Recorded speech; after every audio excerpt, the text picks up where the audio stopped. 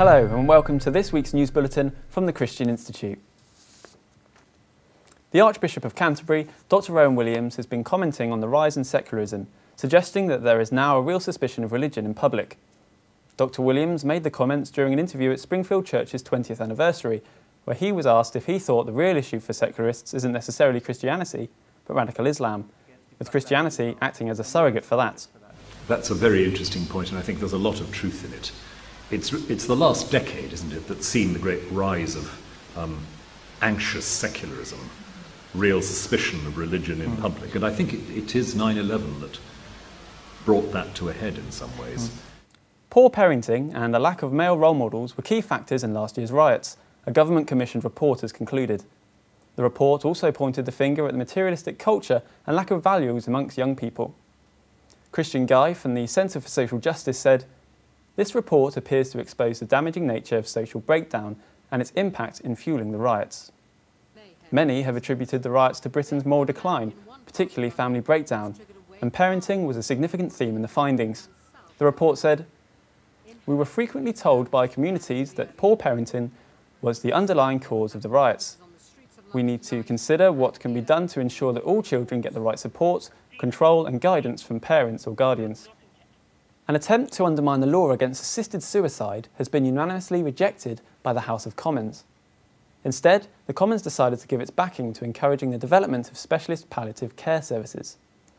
Conservative MP Therese Coffey said that there was no appetite of the majority of the House to change the law as it stands.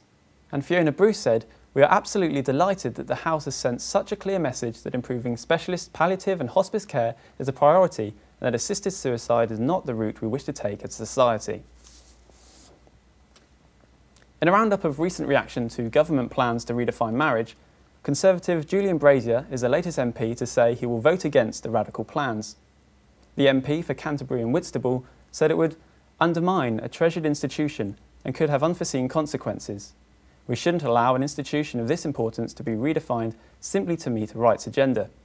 If we start to deconstruct it, at what point do we stop?" Roman Catholic Archbishop of Glasgow, Mario Conti, has said that laws should not be used to recreate society according to passing fashions and ideologies. The Archbishop cautioned against redefining marriage without any reference to children, and also hit out at those who put the claim of equality and diversity on a higher level than faith and reason.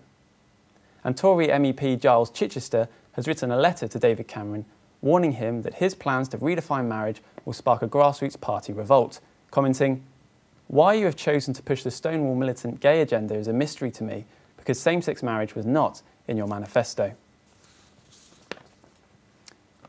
Broadcast executives have come in for criticism for a lack of serious religious programming on TV. The Bishop of Bradford, the Right Reverend Nick BAINES, one of the frontrunners to be the next Archbishop of Canterbury, made the remarks for an article published in the Radio Times.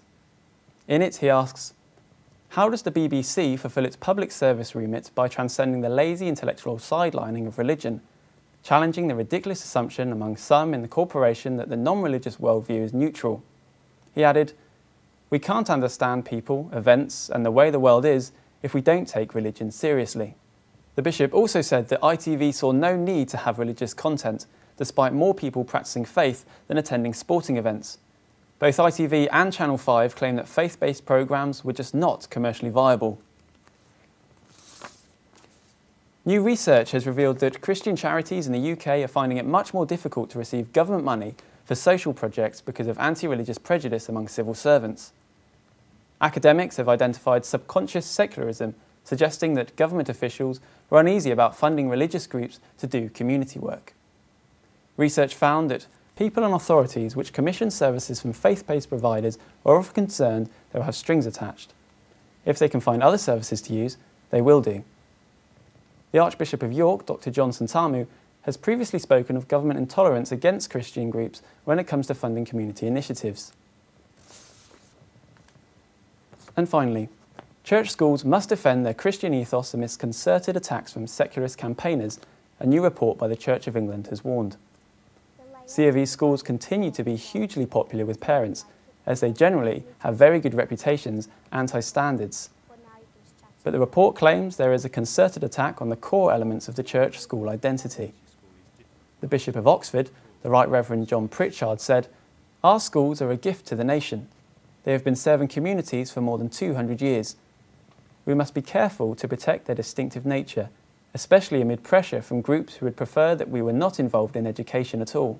The Church of England is responsible for educating more than 1 million pupils in over 4,800 primary and secondary schools, and is hoping to create 200 more over the next 5 years as a result of the government's academies and free school reforms.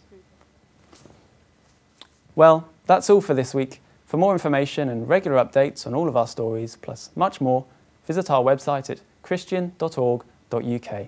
Until next time, goodbye.